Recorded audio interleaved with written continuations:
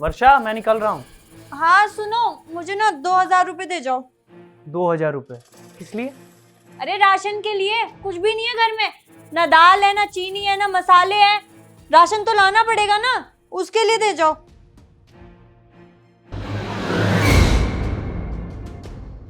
सुनो, मैं शाम को लेता हुआ आऊंगा राशन।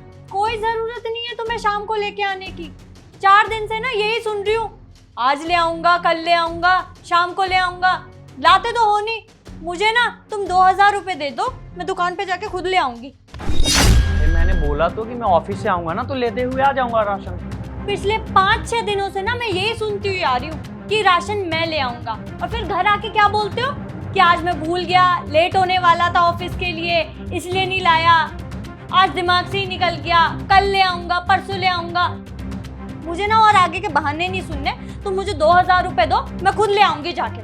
वर्षा, जब मैंने बोल दिया कि मैं ऑफिस से आते वक्त ले आऊंगा राशन, तो बहस करने की क्या जरूरत है अब? बहस मैं कर रही हूँ? बहस ना तुम कर रहे हो। तुम्हें क्या प्रॉब्लम हो रही है? 2000 रुपए दे के जाओ, मैं खुद ले आऊंगी दुकान पे जाके राशन। देखो, सुबह सुबह ना तुम मेरे से बहस मत किया करो। वैसे भी मैं ऑफिस के लिए बहुत लेट हो रहा हूँ, और तुम्हारी ये चिक चिक ना मुझे बर्दाश्त नहीं होती। अब जा रहा हूं मैं। अगर तुम आज राशन नहीं लेके आए ना रात को, फिर देख लेना, आगे से मैं खाना ही नहीं बनाऊंगी। पता नहीं रोज कहीं लगा रखा है, मैं ले आऊंगा। पता नहीं क्या प्रॉब्लम है मुझे देने में। मैं भी नहीं बनाऊंगी खाना। कौन आ गया?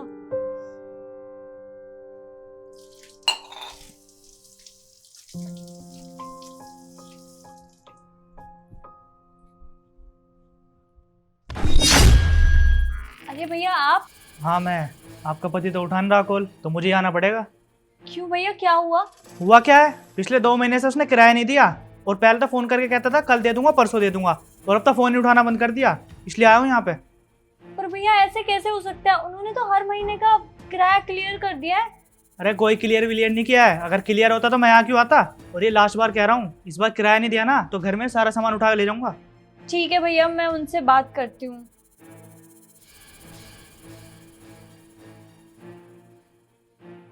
मम्मी, मैं ना अब इस इंसान के साथ एक पल भी नहीं रह सकती। अरे पता नहीं सैलरी कहाँ उड़ाता है, किसके ऊपर उड़ाता है, कहाँ खर्चा करता है, कहीं जुआ वुआ खेलने लगा, सैलरी नहीं देता है मेरे हाथ में। क्या करूँ मैं?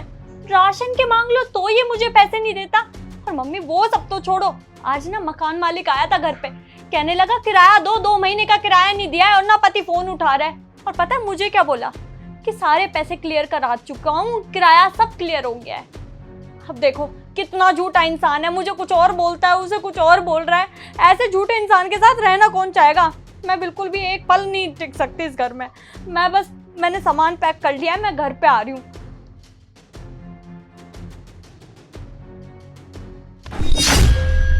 भैया रोकना 1 सेकेंड।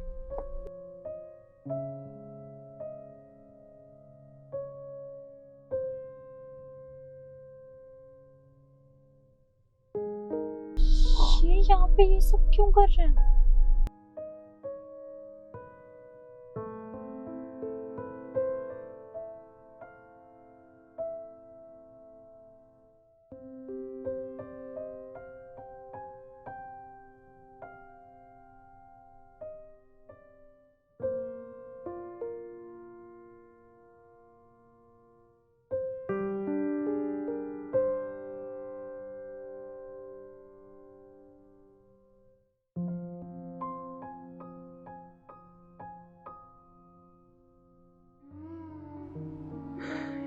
ये तो सिर्फ 700 रुपए हैं। घर पे राशन भी ले जाना है, राशन के लिए भी 1300 रुपए कम पड़ रहा है।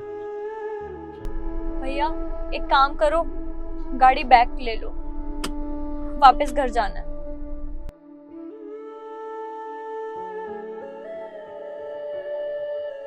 हेलो, भाई, एक हेल्प कर देगा अगर हो पाएगी तुमसे तो? हाँ भाई बोल। यार मुझे कुछ पैसों की जरूरत है यार। कितने? सिर्फ 1500 रुपए चाहिए। हाँ, मैं वो तुझे ना 3-4 दिन में लौटा दूंगा। तेरे अकाउंट में डाल दूं? हाँ हाँ, मेरे अकाउंट में डलवा दे यार। थैंक यू भाई, थैंक यू। हाँ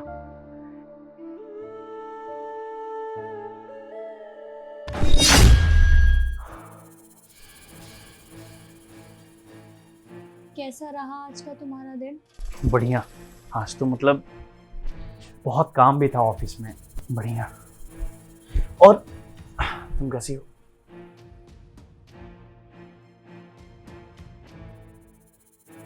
ये लो राशन के लिए पैसे, लो ना, सोचो मत।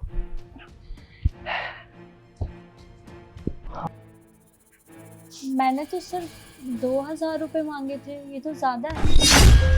अरे रख लो, सिर्फ राशन ही थोड़ी होता है, घर में और भी चीजें होती है ना जरूरत की। और तुम क्या खर्च करोगी? जरूरत की चीजें लाओगी तुम। कोई बात नहीं। वो खाना खा लिया था आपने? हाँ हाँ, वो भिंडी की सब्जी तो मतलब बहुत बहुत अच्छी थी आज।